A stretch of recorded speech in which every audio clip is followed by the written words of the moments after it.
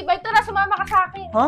Ngayon ang pinaka-best na bumili ng e-bike dahil meron silang best-selling sa Pilipinas at hindi lang yon, naka-promo pa. No, baliw. Hindi lang yon, meron ka pang double discount at free gift. Gusto mo yon?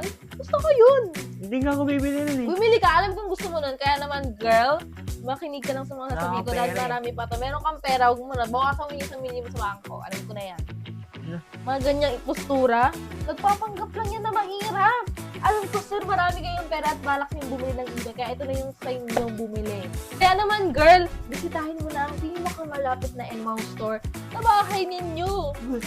Bibili ka! Hindi ka ako bibili. Alam kong bibili ka, sir. Gusto niyo samahan ko pa kayo para naman maturo ko sa inyo. Wala akong pera eh. Meron, sir. Alam ko na yung mga ganyan kata. Hindi, sir. Bumili ka na, sir. Sa pinakamalapit na doon, meron malapit doon sa bahay ko na para lang bumili ka.